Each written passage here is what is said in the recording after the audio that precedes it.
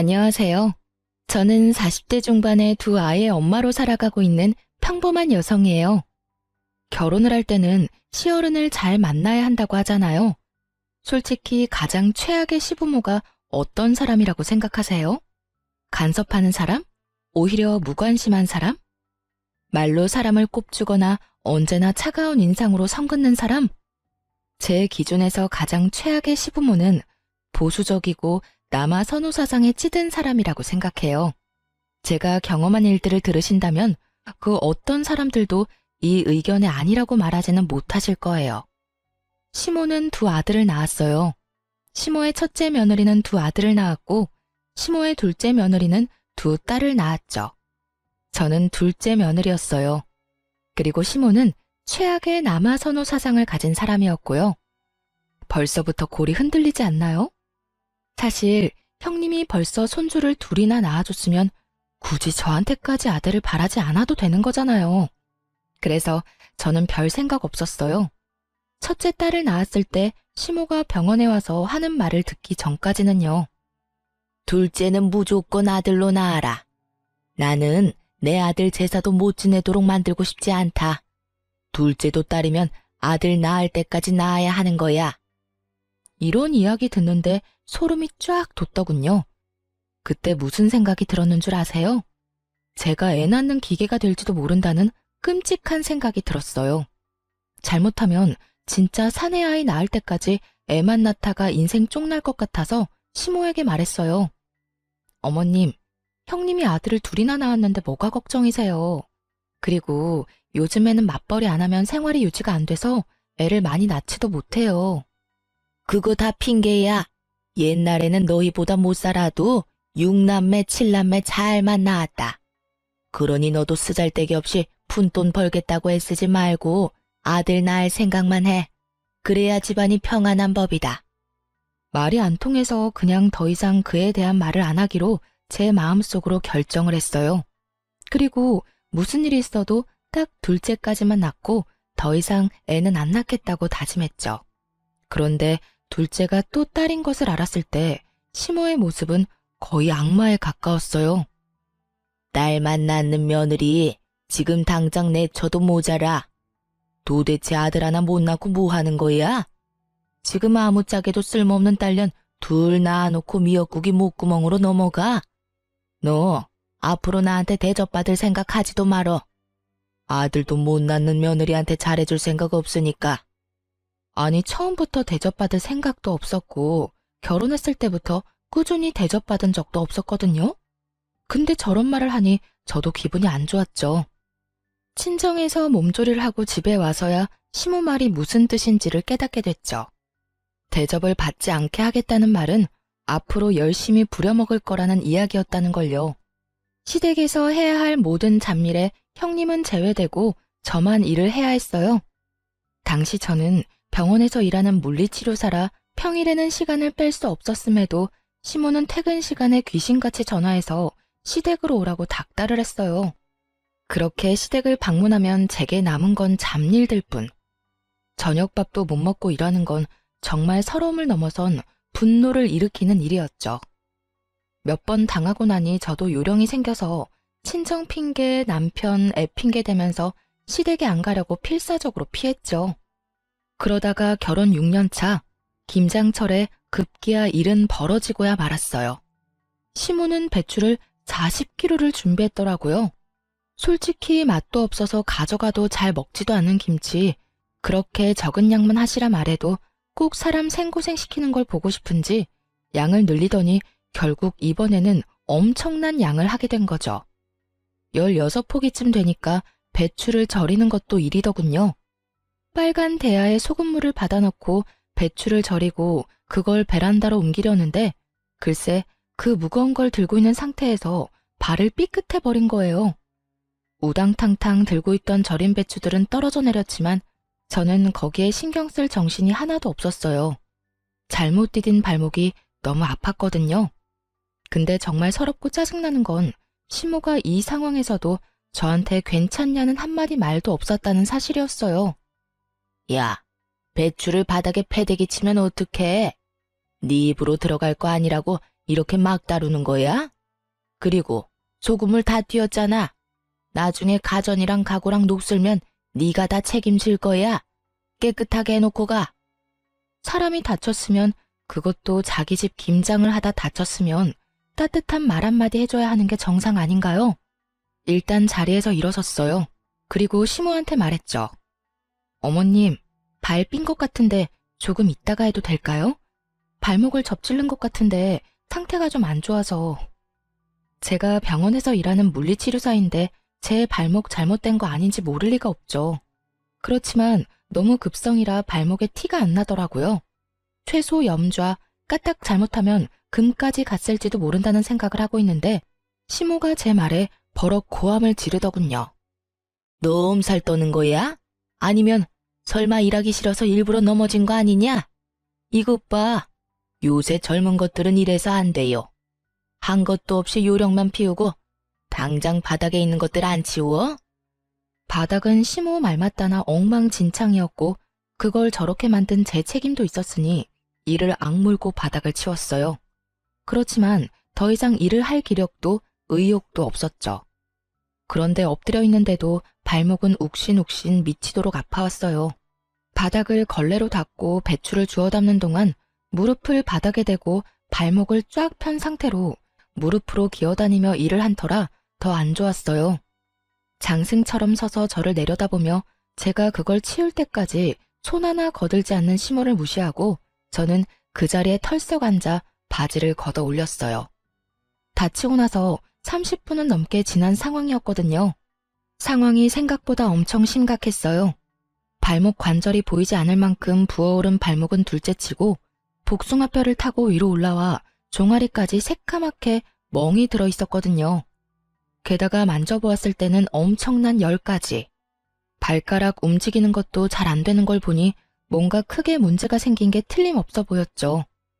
제 발목을 보고도 시모는 코웃음 치더군요. 발 삐었나 보네. 그 정도는 하루 쉬고 나면 가라앉으니까 오늘은 할 일 다 끝내놓고 가. 할 일이란 건 배추를 절이는 일일 거고 그건 아직 절반도 넘게 남아있었어요. 저는 시모 말을 무시하고 폰을 열었죠. 네, 제가 발목을 접질렀는데 지금 열도 나고 꼼짝도 못할 정도로 아파서요. 네, 도와줄 사람도 없고요. 오른쪽 발목이라 제가 직접 차를 몰 수도 없어서 구급차를 좀 보내줬으면 좋겠어요. 지금 열이 발목뿐만이 아니라 몸에도 나고 있어서. 제가 전화한 곳은 119 구급센터였어요. 저 스스로 차를 운전할 수도 없고 저를 데려다 줄 생각도 없는 시모를 두고 선택할 수 있는 방법은 많지 않았어요. 게다가 시댁은 도시 외곽에 있었기에 택시도 잘 다니지 않던 곳이었거든요. 야, 너 꾀병이면서 구급차까지 불렀어? 일하기 싫어서 이렇게까지 하는 거야? 젊은 것들이 식은 머리가 없어서 지금 내놓은 건 다 하고 가야 할 거 아니야. 저한테 욕을 하던 말던 저는 주섬주섬 제 짐을 챙겼어요. 널브러진 배추들과 소금물이 담긴 커다란 고무통은 그대로 놔두고 말이죠. 구급차가 빠르게 시모집 현관문을 두드렸고 구급대원이 들어와서는 저를 부축했어요. 도와줄 사람이 없다고 해서 그런지 화를 내며 짜증을 내는 시모를 힐끗 쳐다보더라고요. 그래서 말해줬죠. 제 발목이 이 지경이 됐는데도 꾀병이라고 말하는 사람이에요. 이 다리로 배추를 다 절이고 가라니 말이 되는 소리예요? 구급대원도 진상과 엮이고 싶지는 않은지 시모를 모른 척하고는 구급차로 이동했어요. 다쳐서 구급차를 타고 병원을 가는데 마음이 한없이 편해지더라고요.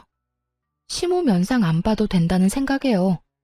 그렇게 병원에 도착한 저를 기다리고 있던 건 의사의 무시무시한 소식이었죠. 발목 상태가 많이 안 좋아요. 다쳤을 때 바로 병원을 오셨으면 이렇게 뼈가 어긋나지는 않았을 텐데요. 다치고 발 많이 쓰셨어요? 네, 배추 절이다가 이렇게 됐는데 어머님이 바닥에 떨어진 거 당장 다 치우래서 엎드린 채로 좀 치웠어요. 그래서 그런 것 같아요. 아이고, 고생 많으셨겠네요. 어쨌든 지금 수술은 필요합니다. 열어서 고정시켜서 핀 박아야 해요. 제발 실금 정도만 갖기를 바랬는데 결국은 골절 진단에 고정술을 해야 한다는 말을 들으니 그제야 화가 막 치밀어 오르더라고요. 제 직업이 병원에서 일하는 물리치료사인데 지금 이 발목 때문에 그 일도 제대로 못하게 될지도 모르잖아요. 적어도 2달 병원 신세 지는 건 당연해 보이는 발목을 보며 제가 한숨을 푹푹 내쉬고 있는데 전화통에는 불이 나더군요. 야, 너 왜 안 와? 병원에서 사진 찍고 볼 거 다 봤으면 와서 김장해야 할 거 아니야? 배추라도 다 절이고 가야지. 일하다 중간에 내빼는 게 어딨어? 너 이런 식이면 나도 너 가만 안 둬. 딸밖에 못 낳은 년이 시댁에서 일도 안 해? 그럼 내가 뭐하러 너를 며느리로 받아들였겠니? 본부는 다 해야지. 아프다고 안 하고 힘들어서 못하고 그런 게 우리 집에서 통할 거라고 생각해? 수술을 해야 한다는 말을 하고 이성적으로 이야기를 풀어보려는 저도 순식간에 분노 게이지가 찰 만큼 선을 확 넘는 발언에 저도 빽 성질을 냈어요. 사람이 아파서 병원에 와 있는데 어떻게 그런 말씀을 할 수가 있어요? 그리고 무슨 일만 있으면 저한테 딸밖에 못 낳은 년이라면서 뭐라고 하시는데 그런 어머님도 딸이에요. 한가족 된 사람 가슴으로 품어줘도 모자랄 판에 그거 하나로 이렇게 사람 하나 괴롭히니까 기분 좋아요? 누가 들어도 당연한 제 말에 화가 나는지 시모가 전화를 뚝 끊더군요. 그리고 얼마 지나지 않아 남편에게 전화가 왔어요. 야근을 한다며 늦게 들어올 거라고 했던 남편인데 갑자기 전화를 하니 눈치가 딱 오더군요. 시모가 남편에게 무슨 말을 했구나 하고요. 전화를 받으니 남편의 고성이 날아오더군요. 저희 남편은 다 좋았는데 이거 하나가 단점이었거든요. 평상시에는 무슨 일이 있어도 무덤덤한 사람이 시모가 무슨 말만 하면 앞뒤 안 가리고 저한테 성질부터 내고 보는 거요. 시모가 얼마나 아들을 아꼈으면 시모 말이라면 똥으로 매주를 쓴데도 믿을 사람으로 큰 거예요. 야, 너 집 난장판으로 해놓고 갔다는 거 사실이야? 엄마가 전화 와서 나한테 하소연을 다 하더라. 도대체 무슨 생각으로 그런 짓을 한 건데? 아, 일도 바빠 죽겠는데 좀 잘하자. 엄마 비 맞추는 것도 며느리 할 일이잖아. 야, 내가 그 비 맞춰주다가 발목 수술까지 하게 됐는데 무슨 헛소리야. 너 나한테 그딴 거 시키려고 결혼하자고 했어? 아니면 딸 둘 낳고 나니까 너도 내가 하찮아 보여? 내가 너희 집 파녀냐고. 친놈이? 아, 바락바락 화를 내는데 발목이 엄청 쑤셔오더라고요.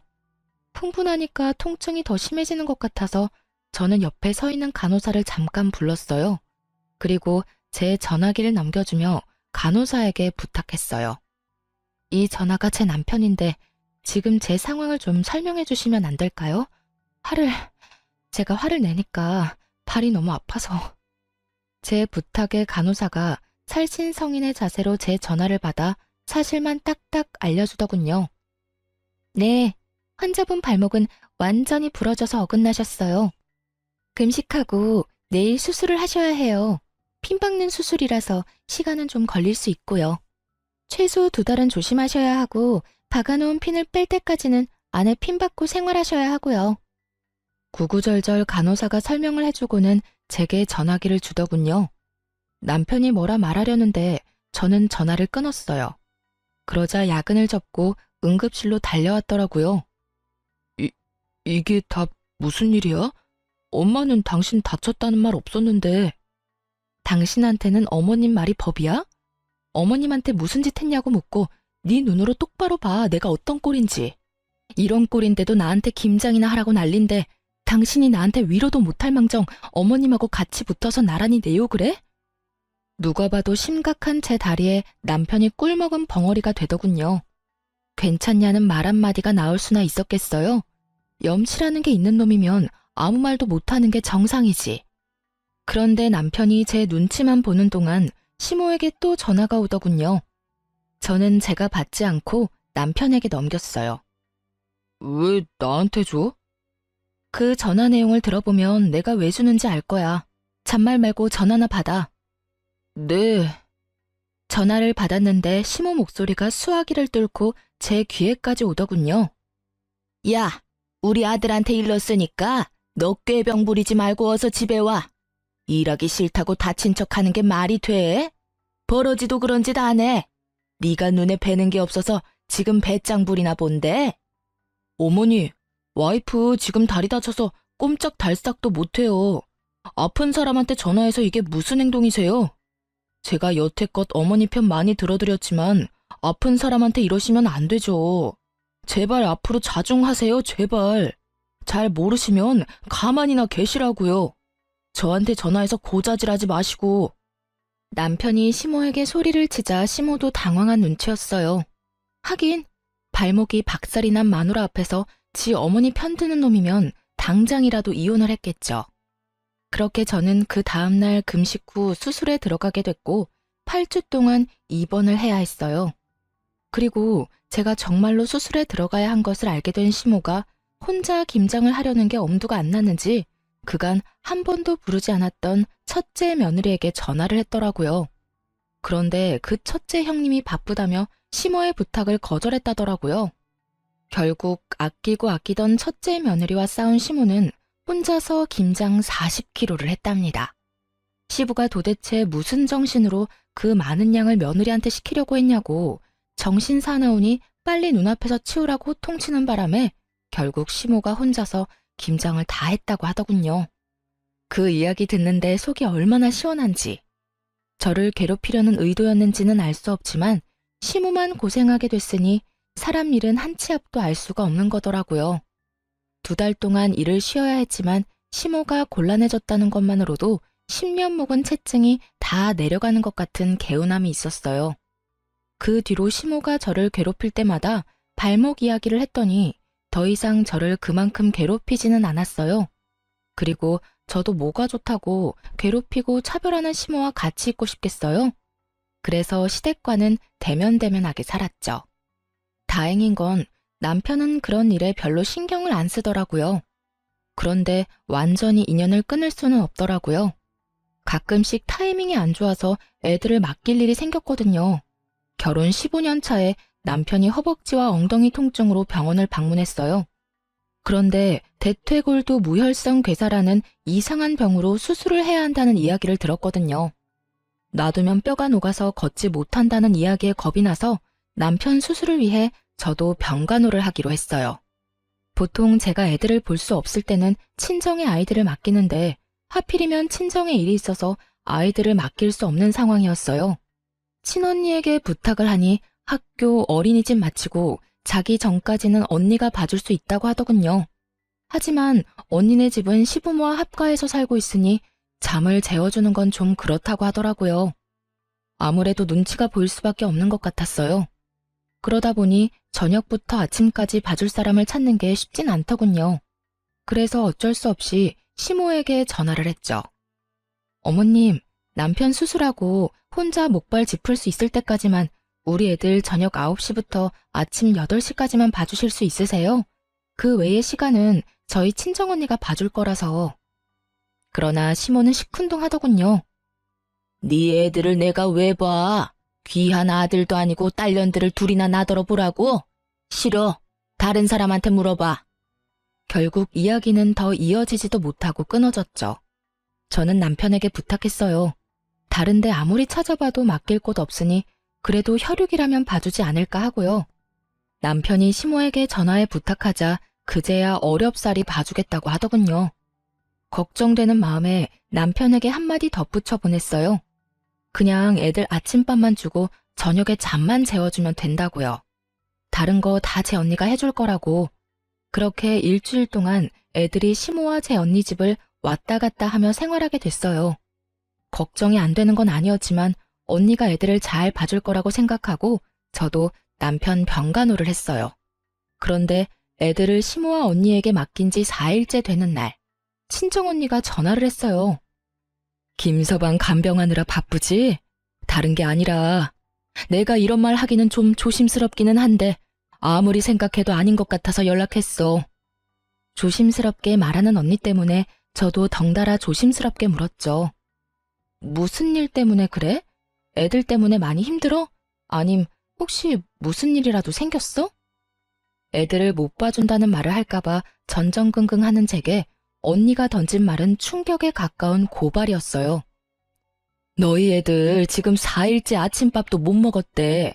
게다가 저녁에도 할머니가 청소며 빨래며 온통 일만 시키느라 숙제도 못하고 올 때마다 애들이 걸신 들린 것처럼 먹어. 너희 시어머니 문제 있는 거 아니야? 뭐? 아침밥을 안 먹었다고? 꼴랑 11, 7살밖에 되지 않는 아이들이었어요. 영양을 충분히 섭취해야 할 시기에 아침밥을 안 먹였다는 이야기에 충격을 받은 제가 되물었죠. 그래, 애들이 저녁마다 너네 시댁에 가기 싫어서 울음바다야. 어린애들한테 자기가 어지럽힌 거 치우게 하는 것까지는 나도 이해해. 하지만 애들한테 할 말 못할 말까지 다 하는 건 좀 아니지 않니? 첫째는 이제 말도 다 알아듣고 분위기도 다 읽을 줄 아는데 들어보니까 거기 맡겨서 될 일이 아니야. 아니, 애한테 너는 딸이라서 쓸모없다는 말을 왜 하신 거야? 그러면서 너희 엄마가 너희 버리고 갈 거라는 말도 안 되는 말까지 하지 않나? 진짜 문제 있는 거 아니니? 그 이야기를 듣는데 속 안에서 천불이 나는 기분이 들었어요. 제가 원한 건 잠자리와 아침 식사뿐이었는데 시모는 그 시간 내내 애들을 괴롭히고 밥도 안 먹인 데다가 엄마 욕, 애들이 듣지 않아도 될 말들까지 생각 없이 짓거린 거예요. 조용한 제가 얼마나 화났는지 눈치챈 언니가 슬쩍 저한테 그러더라고요. 나도 눈치는 좀 보이는데 거기보다는 여기가 훨씬 괜찮은 것 같으니까 남은 며칠간은 우리 집에서 재우고 학교 보내고 할게. 예, 너희 그거 어떻게 좀 해야 한다. 딸들은 빨라. 상처도 얼마나 잘 받는데. 그런 이야기 들으면 얼마나 서럽겠니? 그것도 친할머니인데 진짜 너무하잖아. 애들 불쌍해서 진짜. 그 이야기를 듣는데 부들부들 떨리더라고요. 아무리 손녀딸 싫다고 말했어도 재우고 아침밥 먹이는 정도는 해줄 거라고 생각했어요. 핏줄이니까. 언니 전화를 끊고 나와서 시모에게 전화를 했어요. 어머님, 혹시 애들 아침밥 내내 굶겨서 보내셨어요? 누가 그래? 첫째 그게 그러든? 그놈의 계집애 입도 싸지. 제 엄마 닮아서 야가 빠졌네. 며칠 밥 안 먹는다고 안 죽는다. 그리고 일찍 못 일어난 걔들 탓이지 내 탓이냐? 애들을 어떻게 교육하길래 늦잠을 자도록 만들어? 애들이 늦잠 자는 게 뭐가 그렇게 화가 나실 일이에요. 깨워서 밥 먹이면 되죠. 제가 애들 하루 종일 봐달라고 한 것도 아니고 아침밥 먹여서 학교만 보내달라는 게 그렇게 어려우셨어요? 정말 너무하시는 거 아니냐고요. 그러면 네 새끼 네가 키워야지 왜 나한테 맡겨? 네가 뭘 잘했다고 지금 나한테 큰 소리를 쳐? 남편 병수발 든다고 지금 나한테 생색 내려나 본데 그건 당연한 일이야. 병수발 들면서 애들 보는 것도 당연히 네가 해야 할 일이고 어디서 배워먹지도 못한 것이 소리만 요란하지. 시모와 이대로 이야기하다가는 진짜 할 말 못할 말 다 할 것 같아서 남편에게 이야기하려고 전화는 일단 끊었어요. 그리고 남편에게 말했죠. 여보, 어머님 너무하신 거 아니야? 애들 밥도 안 먹이고 학교 보내셨대. 어떻게 그러실 수가 있어. 형님네 아들이었어 봐. 고기 반찬에 원하는 거 다 해주면서 먹여주셨을걸? 당신이 어머님한테 이야기 좀 해봐. 우리 애들 불쌍하지도 않아? 제가 남편에게 그렇게 이야기했는데 남편은 더 어이없는 말을 하더군요. 애들이 밥 좀 안 먹을 수도 있지.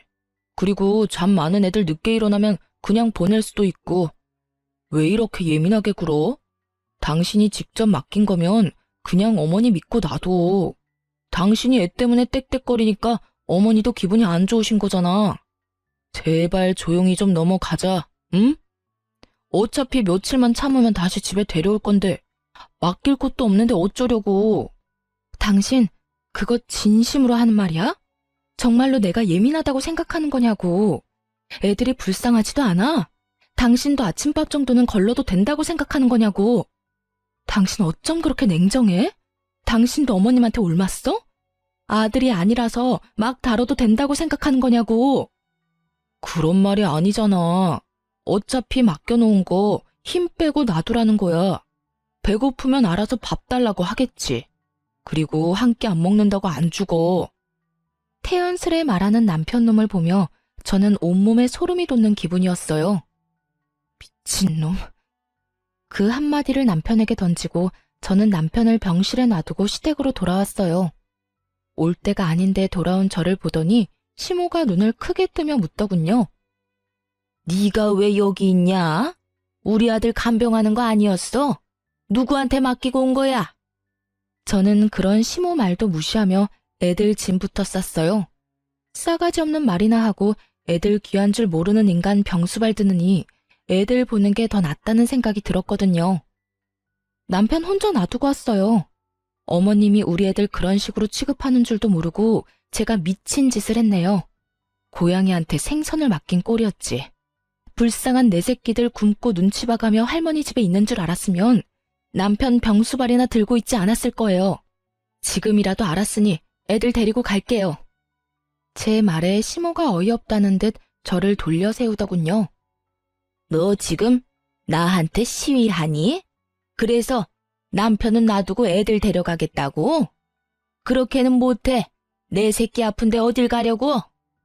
저는 시모 손을 탁 내쳤어요. 네 새끼 네가 키우라면서요. 남 손에 맡기지 말라면서요. 그러면 어머님 새끼도 어머님이 키우세요. 아픈데 잠이 오겠어요? 아침밥 굶은 것만 봐도 속이 다 뒤집어지는데 남의 손에 왜 맡겨요? 어머님이 가서 씻겨주고 닦여주면서 수발이나 드세요.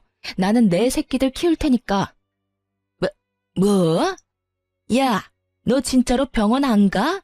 우리 아들 보러 안 가는 거야?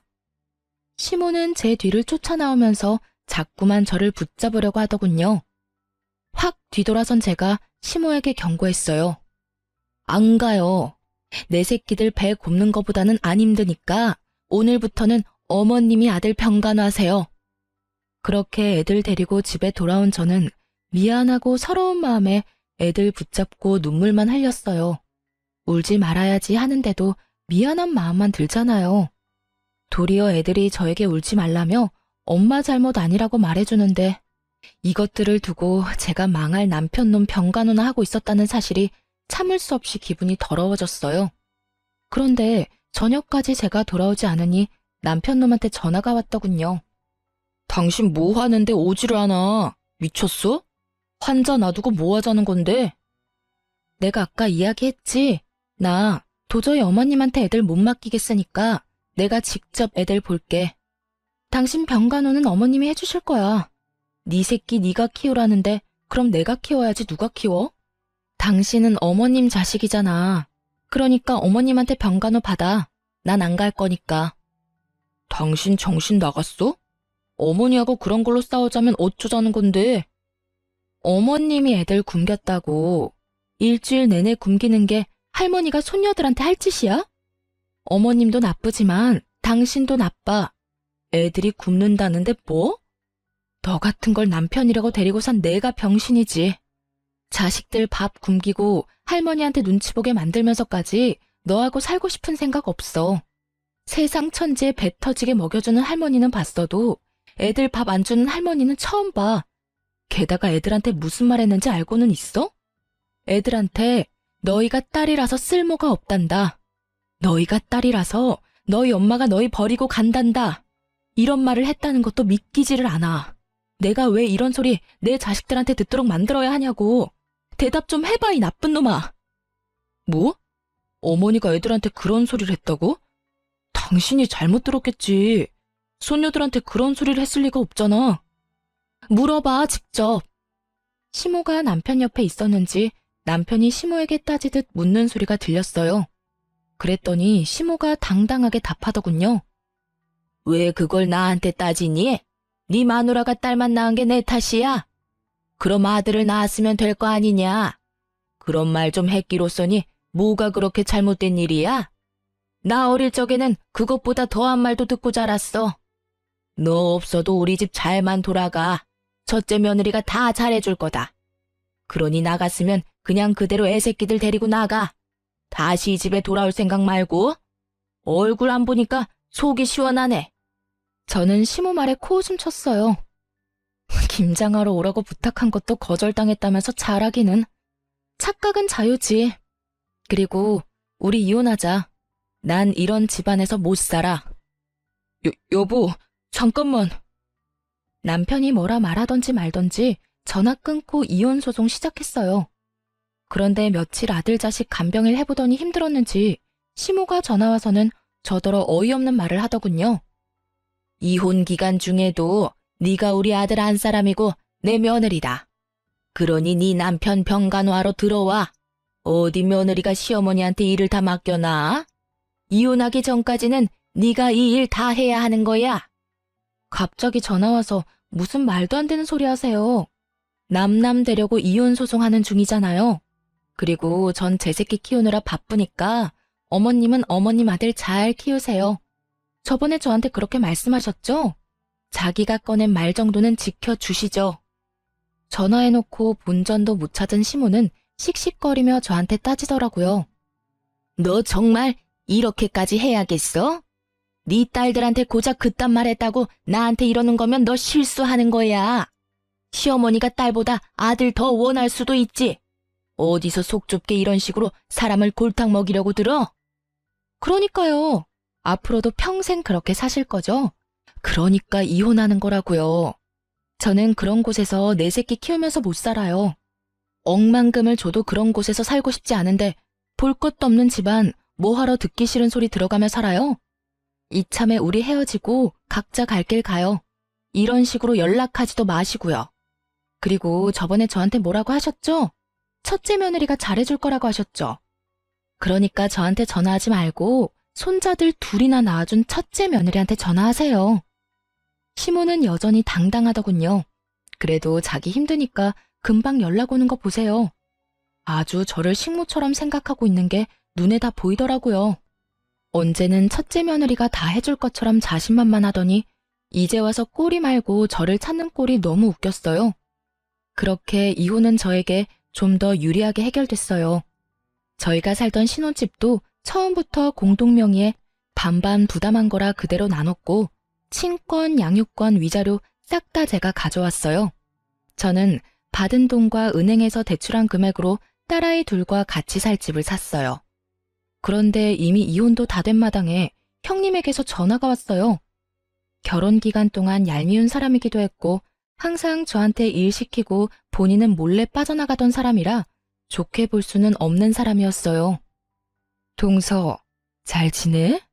아휴, 나 동서네가 이혼하고 나서부터 어머님한테 끌려다니느라 힘들어 죽겠어. 이혼하니까 많이 편하지? 어쩐 일로 전화하셨어요? 동서는 도련님이랑 다시 잘해볼 생각은 아예 없어? 이제 막 이혼한 사람에게 이런 걸 물어보는 형님에게서 뭔가 머뭇거리는 느낌이 들었어요. 왜 그런 걸 물어보세요? 이혼한 동서한테 이런 말 꺼내기도 민망하긴 한데 아버님이 얼마 전에 쓰러지셨거든. 그래서 어머님이 나한테 합가해서 아버님 수발을 같이 들자고 하는 거야. 근데 동서도 잘 알잖아. 나는 그런 일 여태 해본 적도 없고 바쁘기도 많이 바빠서. 인간이 이렇게 비양심적이어도 되나요? 어떻게 이혼한 동서에게 시부 수발을 들기 위해 이혼을 다시 생각해보라는 말을 할 수가 있는지 이해가 전혀 안 갔어요. 죄송한데 저는 생각 없어요. 싫어서 이혼한 거고 이혼 서류에 잉크도 아직 덜 말랐어요. 그리고 무엇보다 그 집안 저는 두 번 다시 가고 싶지 않아요. 형님은 아들을 둘이나 낳아서 여태껏 시어머니 등살에서 잘 피해 다니셨죠? 저는 그 잔소리, 악담 모두 맨몸으로 다 받았어요. 그쪽으로는 머리도 두고 싶지 않은 게 제 마음이에요. 시아버지 그렇게 되신 건 안타깝지만 그건 이제 가족들이 상의해야 할 문제지 생판 남인 저한테 이야기해서 될 건 아니라고 생각해요. 차갑고 냉정하게 딱 잘라 말하고 나니 형님도 당황했는지 급하게 전화를 끊었어요. 그리고 나중에야 그 집안 소식을 들을 수 있었어요. 정말 웃겼던 게 그렇게 믿고 의지하려던 첫째 며느리는 시모 요구에 거절한 것도 모자라 아주버님을 들들 볶았던 모양이에요. 아주버님이 시모를 찾아와서는 시모에게 미쳤냐고 진짜 노망난 거 아니냐고 악담을 퍼부었답니다. 동생처럼 자기도 호래비 만들 작정이냐며 합가에서 마누라랑 헤어지면 어머니가 책임질 거냐고 이럴 거면 인연 끊고 지내자면서 아주 집안을 풍비박산으로 만들어 놓고 가셨다더군요. 그 와중에 전 남편은 시모 간병을 받아 무사히 퇴원했으면서 집에 오자마자 짐 다 챙겨서 아픈 시부와 시모 놔두고 그대로 집을 나갔다고 하더라고요.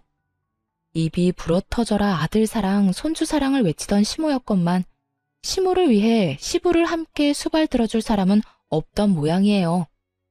결국 시모는 두 아들과도 연이 끊기고 며느리에게도 대차게 까여서 혼자 시부수발을 들었다고 하더군요.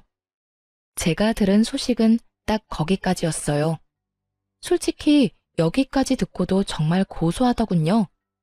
저 내치고 잘 살 것처럼 기세등등하더니 결국 보세요. 완전 버림받고 혼자 남겨졌잖아요. 그러니 사람이 마음을 곱게 써야 하는 법이에요.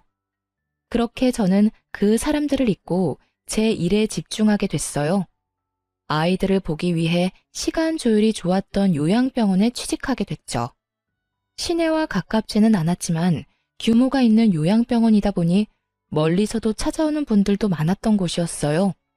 그런데 하루는 제가 치료하는 어르신이 잔뜩 인상을 찌푸린 채로 컨디션이 완전 엉망이 돼서 오셨더라고요.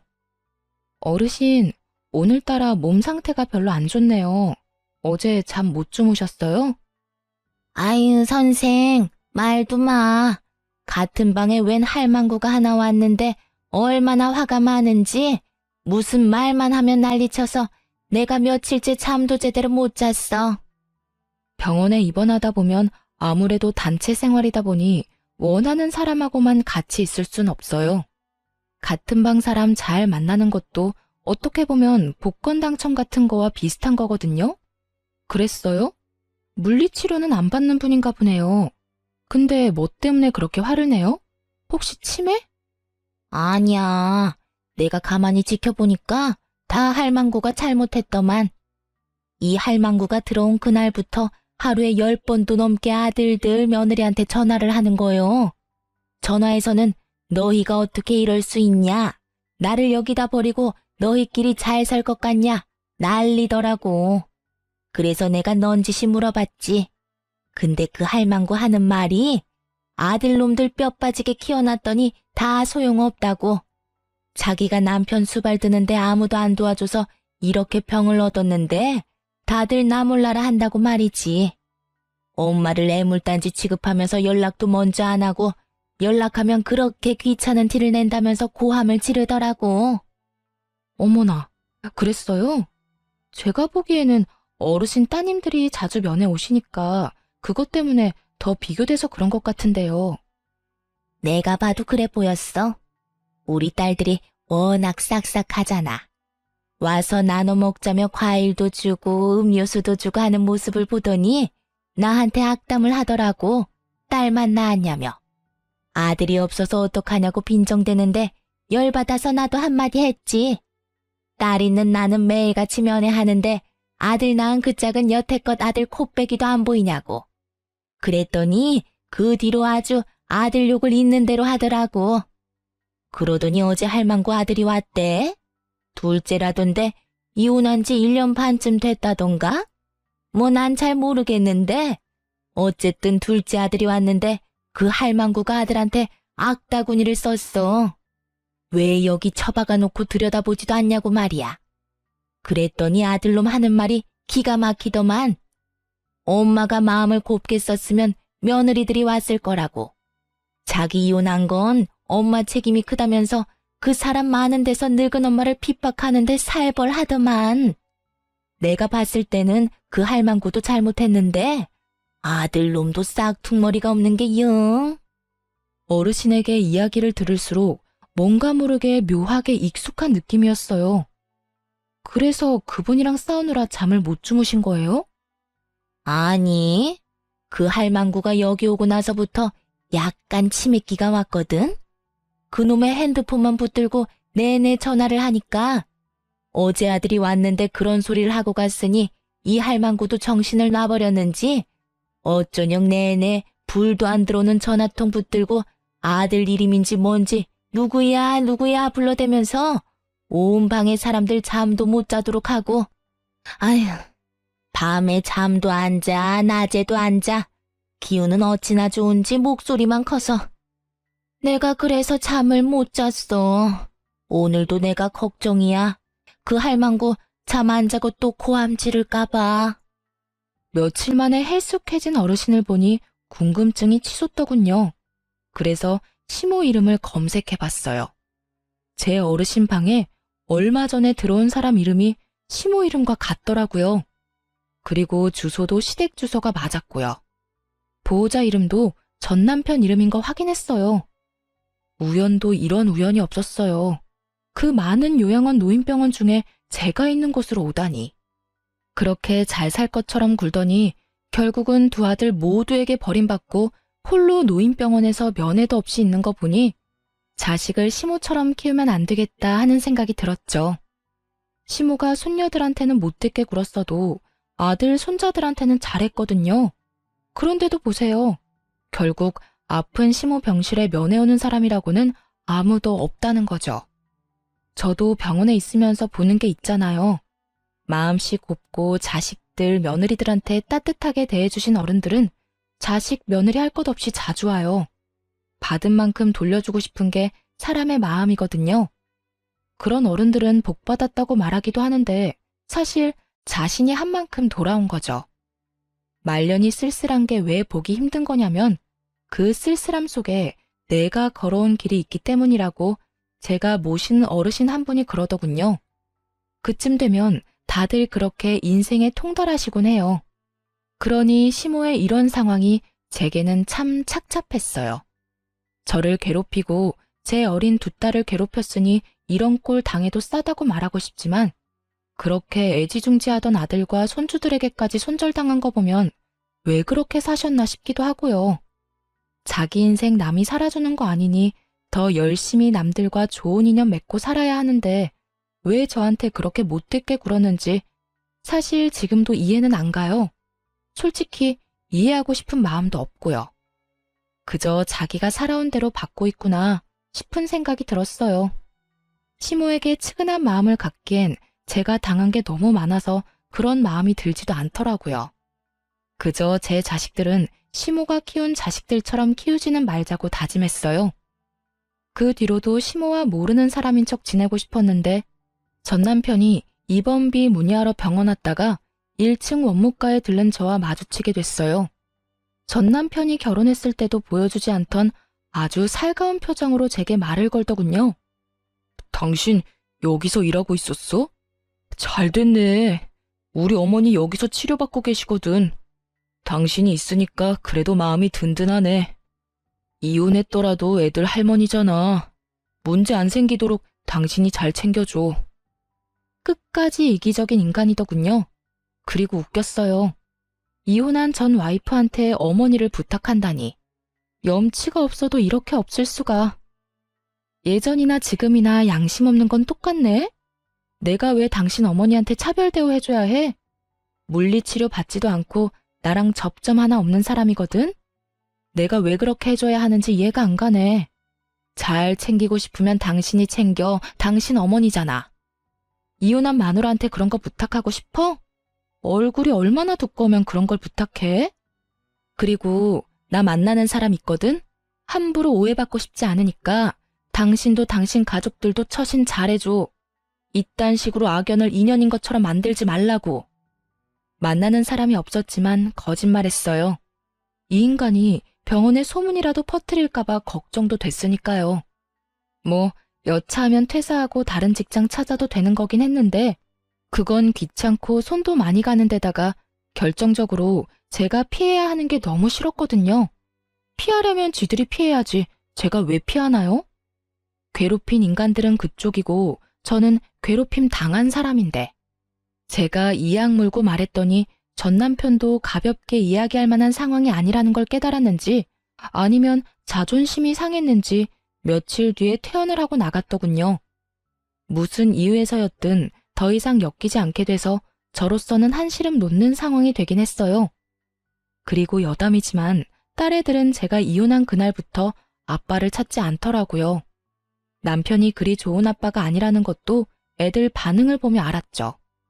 만약 애들한테 잘해줬다면 애들이 아빠와 헤어지는 걸 무덤덤하게 받아들이지는 않았을 테니까요. 그래도 제 이혼을 이해해주고 저를 도와 집안일도 해주고 있는 기특한 아이들을 보면 몸은 힘들지만 마음만은 가벼운 기분이 들어요. 이 아이들을 위해서라도 좀 더 열심히 살아야겠다는 다짐을 매일같이 하게 되네요. 그래도 가끔 전 남편과 시모가 생각날 때가 있어서 이렇게 사연글을 써보게 됐어요. 이렇게 하나하나 다 토해내고 나니 마음이 한결 가벼운 기분이 드네요. 그리 즐거운 일들은 아니었지만 이렇게 꺼내서 한풀이 하듯 다른 사람들과 나누고 나니 그간의 응어리가 조금씩 풀어지는 것 같네요. 그럼 지금까지 제 사연 들어주셔서 감사합니다. 좋은 하루 되세요.